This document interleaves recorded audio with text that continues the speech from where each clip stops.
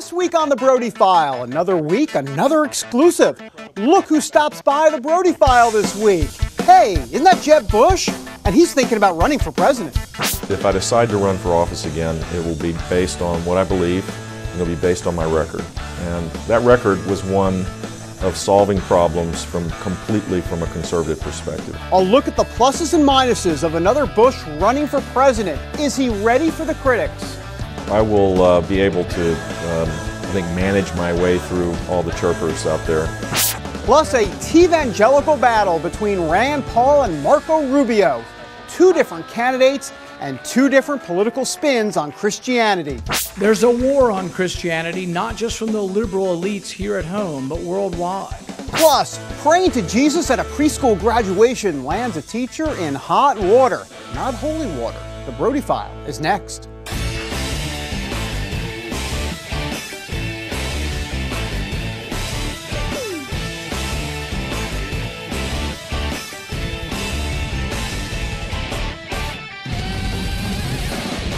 And welcome everybody to the Brody File. We are glad you are with us. Well, look, this week we have yet another exclusive interview with a potential 2016 Republican presidential candidate. Drum roll, please. Mitt Romney. Nah, just kidding. He had his last hurrah in 2008, been there, done that. We are talking about Jeb Bush. That's right, George W. Bush's kid brother. And he's thinking about running for president. Now, look, I know you're saying, please, I don't know about another Bush for president, but let us be clear here. If Jeb Bush gets in, he's probably going to be considered the Republican frontrunner. Now, while he may not have instant credibility with the base of the party, he definitely has credibility with the mainstream media because why? Well, he's considered a mainstream Republican, and that will have him in the top spot or the slot, or however I can pronounce it, at the beginning of the potential 2016 presidential election. All right, well, look, Bush is not a flamethrower with the rhetoric. He is a guy who's looking to compromise in order to get solutions, and he's not interested in throwing red meat to the base, so we'll see how all of that plays out. Anyhow, there we are. We went into full stalking mode yet again, and we found Jeb Bush at the Faith and Freedom Coalition event in D.C. We talked about the possibility of running for president, but we also spoke about the future of the Republican Party, gay marriage, and his faith. Here he is, Jeb Bush. The state of the Republican Party, a lot of people have a lot of opinions about it. Where do you see evangelicals' role in all of this? Because really, there is somewhat of a fight for the kind of soul of the Republican Party. Many evangelicals feel the culture is not where it needs to be, and it's going down pretty quickly. I think we could focus on all of our disparate parts, all the points of disagreement that conservatives have, and never win again.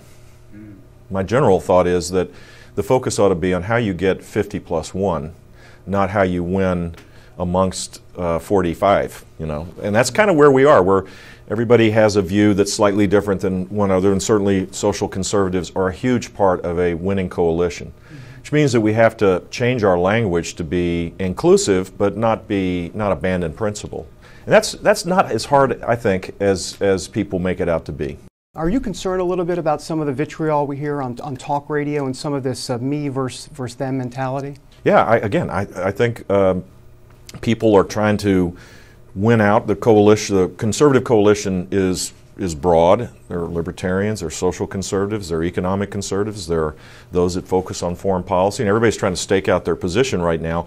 And what we ought to remind ourselves of is we win when we're united. And what would be the uniting principles for a conservative coalition to win? And my personal belief is to restore our greatness through economic growth, to reform the things that are broken, and to remind ourselves the power of stable, loving family life. If we got those three things right, and our country today doesn't get those right, that we would be winning politically, but more importantly, restoring our country's greatness. A couple buzzwords that you mentioned, one in the speech, the non-traditional families. Yeah. Obviously, you mentioned the word inclusive. Evangelicals hear those words and they go, oh my goodness, gay marriage and the train has left the station.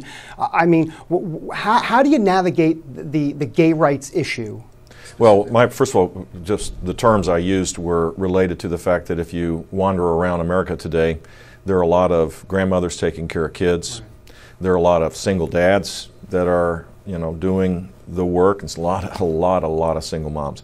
And so the non-traditional family that I was speaking of is the struggle in the great majority part of our society, where families are really struggling to be able to do what's right, and they don't have the infrastructure of love around them that makes it harder to be successful. And that to me is the bigger issue than the issues of gay rights and other things. I think, look, I think we can be respectful, we can be compassionate, we can talk about this in non-judgmental terms, but ultimately for our country's success, traditional families are what are going to end up leading our renewal. That moms and dads that are husbands and wives that love their children with all their heart and soul is going to be the path to restoration for our country. But as it relates, just so I understand, as it relates to gay rights and gay adoption and all of this type of stuff, where are you on some of the, President Obama has evolved over the years. We see the polls shifting with millennials. There's been huge change in culture. My own personal views are, I believe in traditional marriage, but I would emphasize in the public square the need to restore our country's greatness through prosperity and through reform and through a recognition of the strength of family in general. And the more we get into the fights that divide us, the less likely it is that we will be governing again. How has your faith, your Catholic faith, kind of shaped your, if not public policy, how has it informed your views as it relates to things like Medicare and some budget cuts? And I know the Democrats love to beat up on Republicans and Paul Ryan and all of that. My faith informs, when I was governor, it gave me strength. It gave me serenity to make really tough decisions in public life. Sometimes you're confronted with things you never could have imagined. It guided me in many ways, and the power of prayer was hugely important in my life. And so it informs me about the questions of the dignity of life more than anything else. I think life is precious from beginning to end. One of the great challenges our country is going to face is end-of-life issues. I worry about casting aside people because they're not productive or they don't fit the criteria of what someone decides outside of a family structure is important. And I worry about issues where babies are aborted. I mean, the question of life itself is something that goes way beyond politics to me. I am going to be the only person that ever doesn't ask you about 2016. I'm not going to ask you that because everybody does. I am curious, though, about... well, good, you wanted to say something. No, I did have a question, though, about some of the critics who say if someone like Jeb Bush did run, that he would be this mainstream Republican candidate who wouldn't appeal to the base of the party. It's on the internet. It's got to be true. I mean, what do you say?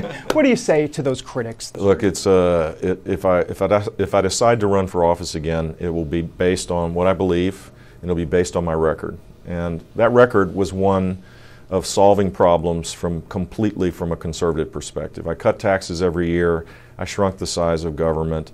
We reformed the things that were broken. Our Medicaid program was broken. We reformed it. Our education system was a complete disaster. We created a great business climate that made Florida a place to do business and for families to prosper. I acted on my core beliefs on social issues as governor. I will be able to I think manage my way through all the chirpers out there. Well, look, we must say that once our Jeb Bush interview hit the internet, we got tons of comments. Many of them, by the way, not kind to Jeb Bush. They think he's too moderate or definitely a big government conservative, but not a true constitutional conservative. So here's a sampling of what we received on the blog. Mark Hallenberg writes, quote, "As an evangelical Christian, please don't push Jeb on us. Christians need a strong and bold Christian conservative leader. Jeb is nice, but too entrenched in appeasement to evil." Then there is Barakalip Sen. I don't know how he pronounces that. Anyhow, this is what he says. "The Bushes have all proved they are globalist and do not have the United States' best interest at heart. This man is not the best we can do. I want a true conservative, not a globalist agenda shill." Then there's Ernie S., who says, "Read my lips, no new Texans." And MJ opines, no, 4 no's, not again. Jeb did get some love, by the way, from George Lovenguff, who says, quote, "Governor Jeb Bush is quite formidable as well. He doesn't seem to have the amount of carryover baggage that other possible candidates do." But Robin TN says, Jeb Bush, the front runner, you're joking, right? I mean, with the great conservative bench we have, Cruz, Rubio, Jindal, Haley, etc., how can any serious voter view this third-rate milquetoast dynasty rhino with anything but a strong feel of wanting to vomit? Let's make a deal. No more Clintons, no more Bushes. Hasn't the country suffered enough? You know, if Bush runs, one area where he may have some potential problems within the GOP primaries is on immigration. He has been pushing for comprehensive immigration reform for some time, and he outlined those thoughts to the conservative faithful in his speech to the Faith and Freedom Coalition folks. We should deal with the millions of people that are here illegally to give them a path to legal status, but they should pay a fine, they should learn English, they should not receive any federal welfare payments, and they should not violate laws during an extended period of time. And in doing so, if we have the right enforcement, we will create sustained economic growth over the long haul. Here are some interesting poll numbers. In a head-to-head matchup, Hillary Clinton actually beats Jeb Bush 48-40. But if Bush runs against Vice President Joe Biden, or as we call him, Uncle Joe, Bush leads 44-38. So some early food for thought. All right, when we come back, Rand Paul says there is a war on Christianity. We check in on the front lines. More on that next. Today we're on a field trip to discover what inflation is doing to our paper money. In this hand is a $20 bill, and in this hand is a $20 US gold coin. They used to have the same buying power, but how much can they buy today? In this first basket is what my $20 bill buys: milk, bread, peanut butter, and jelly. And here's what one $20 gold coin will buy: 6 baskets full, worth nearly $2,000, almost 100 times more food, simply by owning gold dollars instead of paper dollars. History shows that the gold coins have been the best way to beat the rising cost of living. So class, the moral is that unless you want to live on peanut butter and jelly sandwiches in the future, you should turn some paper dollars into gold coins now. How and why is explained in a new book, The Great Debasement. Call the number below for a totally free copy. And that's the simple truth. If an emergency happened right now, you can have help at the push of a button with Medical Alert. Remember when I took that fall, Mary? Oh, yes, that was terrible. Yes, it was. Help! And I thought, what if you hadn't been there? I ordered my Medical Alert the next day. I can't describe how safe I feel now with my Medical Alert. You didn't know I was wearing it, did you? Medical Alert is easy to install, waterproof, and covers you inside your home and out. It helps me feel safe from fires, break-ins. And of course, a Medical Alert. And if you don't have a home phone, don't worry. They have that covered. There's always help at the push of a button. Don't wait till you need it. Get Medical Alert for less than $1 a day. There are no long-term contracts. Order now and get your second button free. Call for your free brochure. For your free Medical Alert system with second button free, call 800-575-8507. And welcome back to the Brody File. All right, look, the B block is here, but Jenny, nowhere to be found. We understand Jennifer Wishon is dancing up a storm somewhere out there on vacation, but she is not here on the Brody File this week. So, with no Jenny, we had to think of what to do in this block, and so we came up with an idea. Get ready for the T-Evangelical segment. Kaboom! The T-Evangelicals are on the scene again. Look, in case you don't know whom we're talking about, we define T-Evangelicals here at the Brody File as conservative Christian, typically evangelical, who are also big supporters of the Tea Party. And on a sidebar narcissistic note, we wrote a book about it. It's available on Amazon.com right now. Anyhow, there are two probable GOP presidential candidates who would be considered T-Evangelical type candidates. There's Senator Marco Rubio and Rand Paul, another senator, by the way. They both spout Tea Party rhetoric and Christian theology, yet they do it in two very different ways. So here's what we're going to do. We're going to play you some of their speeches from the recent Faith and Freedom Coalition event in D.C., and then we're going to listen, all of us together, and look at the different angles they take when mixing politics and Christianity. We'll come back and discuss it, dissect it. First Marco Rubio and then Rand Paul. when freedom is threatened, when tyrants rise, when radical Islam threatens the peace and safety of the world, if America does not step forward and say this is wrong and something should be done about it, who will? And so I'm not advocating that America get engaged in every conflict on the planet or that we try to solve every civil war. But I am saying to you, there is nothing to replace us. I promise you it's not the United Nations. I promise you it's not China. I promise you it's not the European Union. It saddens me to see that in these countries there are supposedly our allies, that they continue to persecute Christians. It angers me to see my tax dollars supporting regimes that put Christians to death for blasphemy against Islam. Countries that put to death Muslims who convert to Christianity, and countries who imprison anyone who marries outside their religion. I say no more money to countries that are doing that to Christians.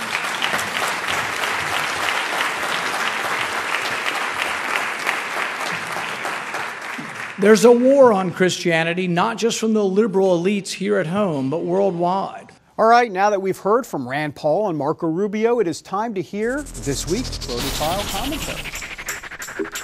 So what do we have here? The big divide seems to come on foreign policy. Rubio argues that our Christian faith compels us to eradicate evil around the world when we see it.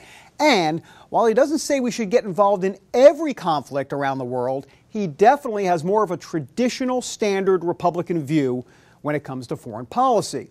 He definitely appears more hawkish, and his worldview is defined by a Christian faith that sees the world that way. Now, Rand Paul, on the other hand, thinks that this war on Christianity that he talks about compels him to not get embroiled in overseas conflicts and starts to send money to those governments and societies who are persecuting Christians. He says, forget about that. Now, that's more of a libertarian view, but it has its merits. So, what we find ourselves with is two views, both using Christianity as their base, and when the 2016 presidential primaries start, T-evangelicals are going to be faced with choosing one of them. Is it going to be Paul or Rubio? Which side are you on? I mean, maybe they both have good points here, but you can only pull the lever for one of them. All right, when we come back, can you guess the U.S. state with the most Muslims in it? The answer next. Attention sleep apnea patients. Are you tired of the expense and hassle of getting your CPAP and BiPAP supplies? Are you fed up with dealing with ill-fitting, leaking, or worn-out masks and straps? Are you worried about the effects that unsanitary tubes, cushions, and filters have on your health? If you said yes to any of these questions, Allied Medical Supply Network has the solution to your problems. You could qualify to have your supplies regularly delivered right to your door at little or no cost to you. That's right, no more inconvenience, no worn-out masks and straps, no more unsanitary equipment, just restful sleep. Call Allied Medical Supply Network today to determine if you may qualify to receive your fresh, brand-name supplies at little or no cost. Don't delay. Call us now to see if you are eligible to save money on regular delivery of your CPAP and BiPAP supplies. Call 1-800-815-9947. That's 1-800-815-9947. Or go to cpapsupplyhelpline.com. Announcing an important breakthrough in healthcare that can benefit everyone. If you or anyone you love needs affordable health insurance, regardless of a pre-existing medical condition, call Quick Insurance 123 today and get the immediate relief you deserve. Quick Insurance 123 was created to provide affordable health insurance to all uninsured Americans, with or without pre-existing conditions. This is not a discount card. This is a real insurance program that lets you choose from many affordable health plans, with access to doctors, hospitals, emergency services, and more. So call the number on your screen now and get the health coverage you need, just for calling. As a special bonus, we'll send you a free prescription savings card that could save you up to 85% on your prescriptions. That's right, you could save up to 85% on your prescriptions just for calling. Call Quick Insurance 123 to find out how you can get affordable health insurance and receive your free prescription savings card just for calling. Don't wait. Getting a free quote is as easy as 1, 2, 3. Call today. And welcome back to the Brody File, everybody. Time now to check in on the Obama administration. And yes, President Obama is still, sorry to say it, in damage control mode. You know, this is only a 30-minute show. We really don't have time to detail every nook and cranny of every ongoing controversy within the Obama administration. I mean, that would simply take up too much time and would give us an Excedrin headache. So instead, it's time to zero in on this whole government phone tapping story. Look, President Obama just recently did a long sit-down interview with Charlie Rose from PBS where he defended the National Security Agency's wiretapping information gathering program. Now, of course, his administration has come under a whole lot of criticism because Americans think that the government is spying on their emails and phone calls. Well, the president says Americans really don't fully understand what's going on. So, in our attempt to be fair and balanced, to coin a phrase, here's the president in his own words.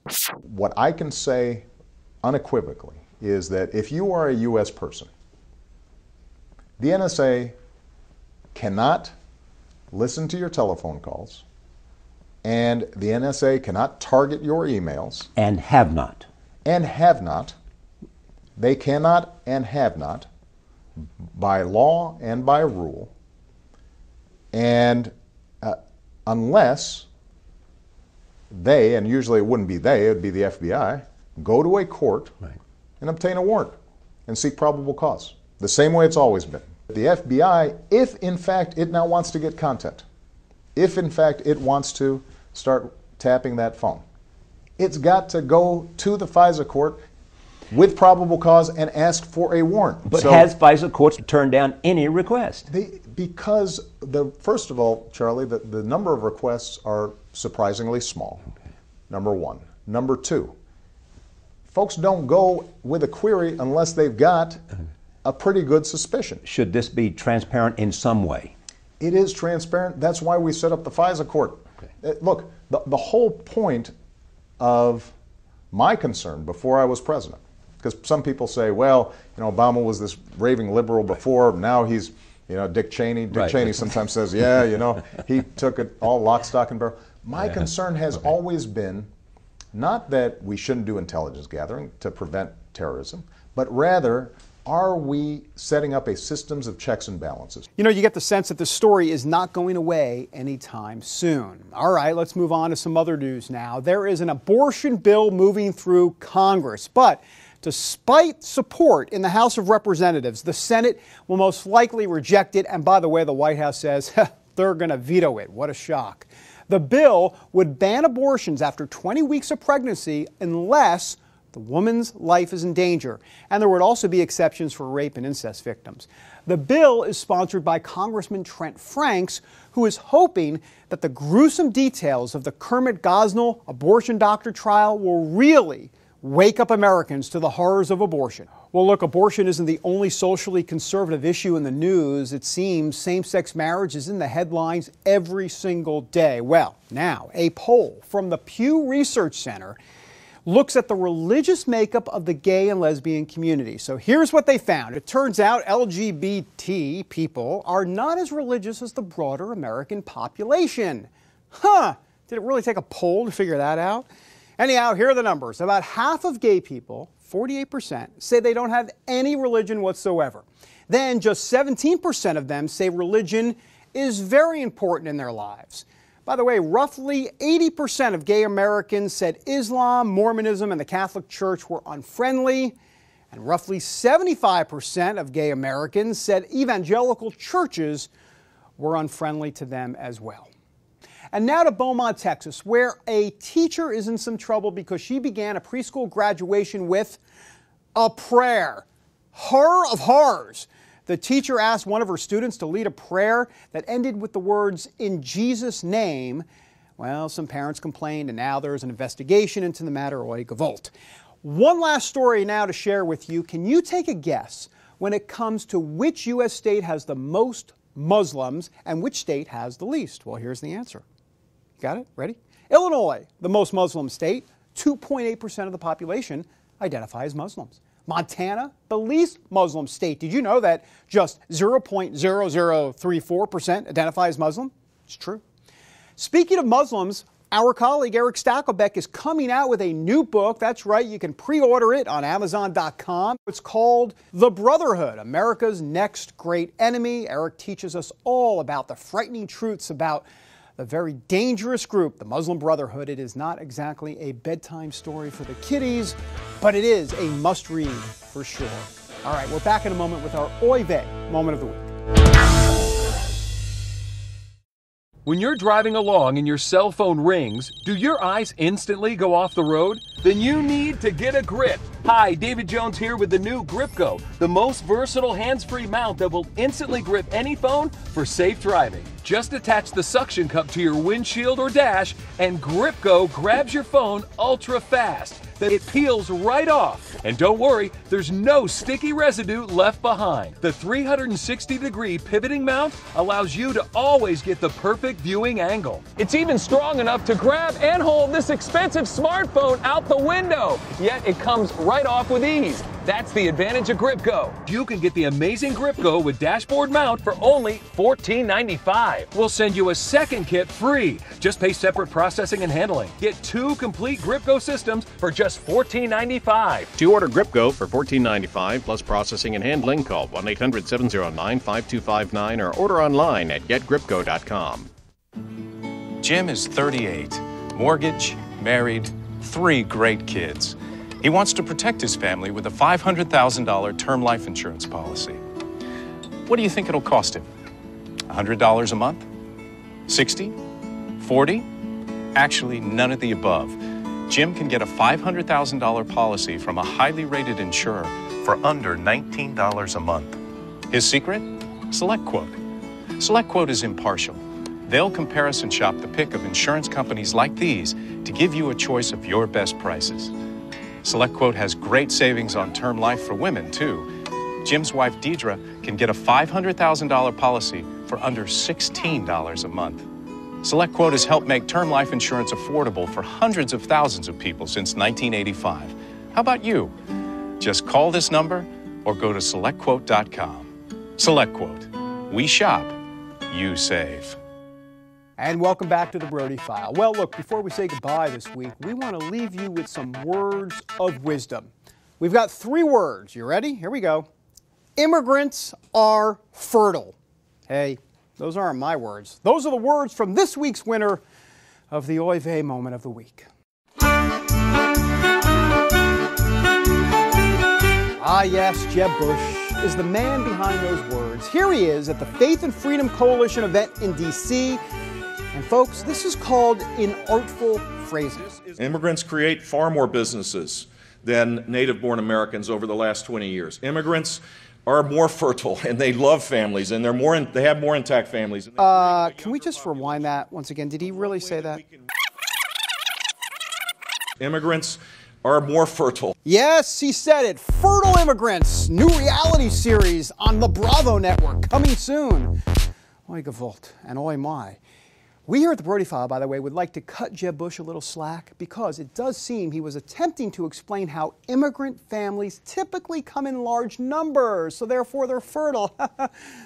Anyhow, it didn't come out very well at all. And by the way, for the record, the Brody File is definitely fertile because we keep pushing out shows week after week. All right, that does it for this week. Until next time, everybody, God bless. Have a great week.